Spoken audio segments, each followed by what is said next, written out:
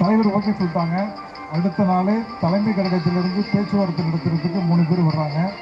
அன்னைக்கு நானும் நம்முடைய தொழில் செஞ்ச என்னுடைய நண்பர் ஒருவரும் கூடுதலாக சென்னையிலிருந்து செல்வம்னு என்னுடைய நண்பர் ஒருத்தர் மாநில பொறுப்பில் இருந்தாங்க வணிகர் சங்கத்தில். அவங்களே கூப்பிட்டு வச்சுட்டு நீங்கள் தலைவர் பேச சொல்லிட்டாங்க, நீங்கள் பேசுங்க அப்படின்னு சொல்லிட்டு சில விஷயங்கள் சொல்லிட்டாங்க.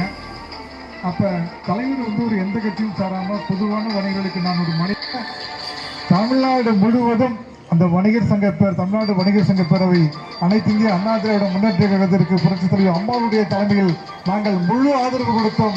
2வது முறையாக அதிமுக வெற்றி பெற்றது. அதற்கு தமிழ்நாடு வணிகர் சங்க பேரவையும் நம்முடைய 100கணக்கான பேர் வர்றாங்க. அங்கே ஒரு தேமுதிக கட்சியில் 1520 பேரை இணைத்த ஒரு அந்த முக்கியமான நிர்வாகிகள் அத்தனை இருப்பாங்களோ அத்தனை மரியாதை எனக்கு கிடைச்சது. நான் உடனே ஃபோன் பண்ணி சொன்ன சொல்லியிருக்கேன். பக்கத்து வீட்டுகளெல்லாம் கூட்டு வச்சுட்டு டீயெல்லாம் போட்டுக்கிட்டு சட்டம் படிச்சுட்டு நான் மட்டும் பண்ண தெரியல ஒரு 4 பேரை கூட்டு போயிருப்பேன். அந்த அளவுக்கு ஆர்வமாக இருக்காங்க. அவங்க சில சூழ்நிலை வர முடியல அப்படின்னு சொல்லி பத்து ஃபார்ம் கொடுத்து அனுப்பினாங்க. உறுப்பினர் சேர்க்கறதுக்கு படிவம் கொடுத்து அனுப்பினாங்க. அது பல பேருக்கு கையெழுத்து வாங்க கிட்டத்தட்ட ஒரு 150 மேலே கையெழுத்து போட்டு கொடுத்துட்டாங்க. திடீர்னு இன்னைக்கு சொல்லி இன்னைக்கு அமைப்பு இன்னைக்கு சாயங்காலம் எங்கள் கூட்டம் சொன்னோன்னா எல்லாரும் வர முடியல, நிறைய பேர் வரல. புரட்சி தலைவர் எம்ஜிஆர் அவர்களுடைய நினைவு பிறந்த நாளில் இந்த விழாவை கொண்டாடுகிறோம் என்று சொல்லவும் ஆதரவு தருகிற மக்களுக்கு எண்ணிக்கையே இல்லை. அத்தனைக்கும் இப்ப நாங்க கூட்டத்தினால இவ்வளவு பேர் வந்திருக்கீங்க. உங்கள் அத்தனை பேருக்கும் அண்ணன் சார்பாகவும் கழகத்தின் சார்பாகவும் என்னுடைய சார்பாகவும் அண்ணன் அவர்கள் இன்னைக்கு எவ்வளவு மழை பெய்தாலும் கவலை இல்லை.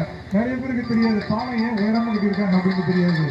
இதுவரைக்கும் பல ஆண்டுகளாக இந்த பகுதியில் வெள்ளம் வந்துட்டு இருக்கு. வெள்ளம் கொள்ளும் பொழுது எந்த அளவுக்கு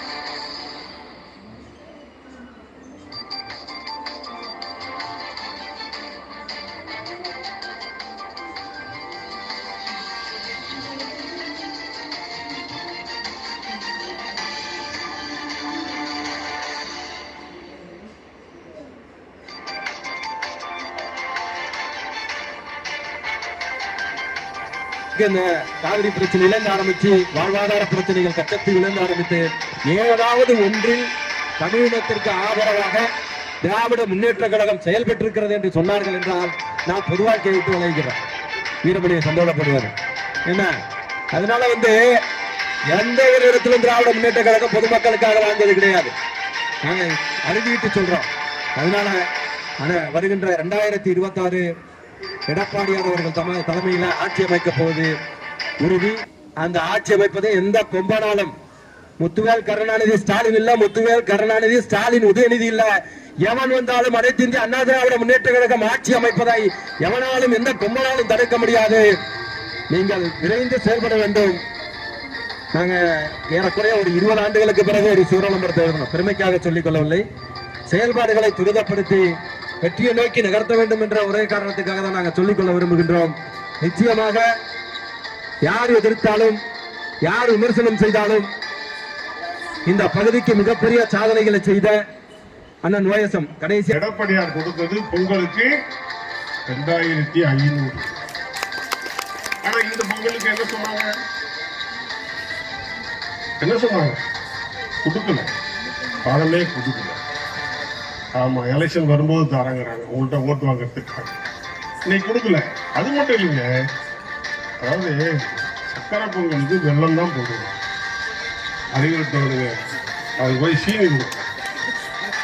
அது என்ன பண்றது? சீனியில் எத்தனை பேர் நம்ம சக்கரை பொங்கல் வாங்கி சாப்பிட்றோம் நினைச்சு பாருங்க. ஆட்சி காலத்தில் ஏலக்காய் கொடுத்தார், முந்திரி கொடுத்தார், திராட்சை கொடுத்தார், நெய் கொடுத்தார், அம்மா காலத்திலையும் கொடுத்தார். அதை கொடுக்காம இப்போ 1 கிலோ அரிசியா 1 கிலோ சீனியை கொடுத்தாருந்தான். இதுதான் இந்த ஆட்சியினுடைய லட்சணம். இன்னைக்கு நாட்டில் பார்த்தீங்கன்னா பெண்களுக்கு பாதுகாப்பே கிடையாது. எங்கே பார்த்தாலும் பாலியல் வன்முறைகள் தாங்க முடியாத, சொல்ல முடியாத அளவுக்கு பெண்கள் பலியாக்கப்படுகிறார்கள், வேதனைக்கு உள்ளாக்கப்படுகிறார்கள். தற்கொலைக்கு முயற்சி செய்ய வேண்டிய அளவுக்கு பெண்கள் இன்றைக்கு பாதாளத்தில் தள்ளப்பட்டிருக்கிறார்கள். இதுதான் இன்றைக்கு இருக்கிற நிலைமை. நாடு முழுக்க போதை, நாடு முழுக்க பாலியல், எங்கே பார்த்தாலும் வழிப்பறிவு, கொலைகள், கொள்ளைகள், வன்முறை சம்பவங்கள், சட்டம் ஒழுங்கு சீர்கட்டு கிடக்கிறது. எங்கே பார்த்தாலும் வெட்டுறான், கோர்ட்ல வெட்டுறான், பள்ளிக்கூடத்துக்குள்ள டீச்சரை வெட்டுறான், விஏ வெட்டுறான். எங்கே பார்த்தாலும் கொலைகள், எங்கே பார்த்தாலும் கொலை.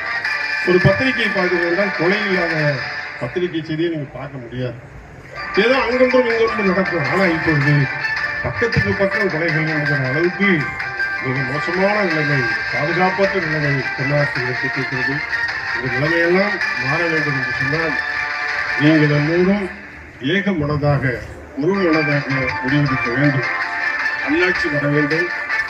அது நம்முடைய வருங்காலத்தில் நம்முடைய பிள்ளைகள் ஒன்றாக வாழ வைக்கிற ஆட்சியாக இருக்க வேண்டும்.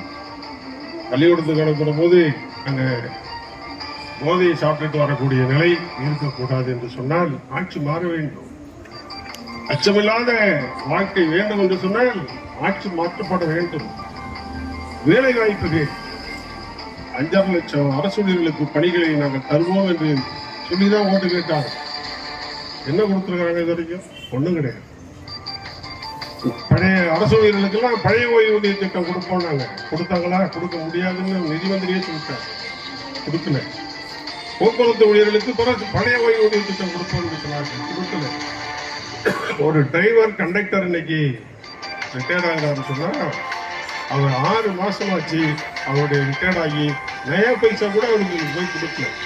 ஓய்வு கால பண பயன் இதுவரை அவர் போகவே இல்லை.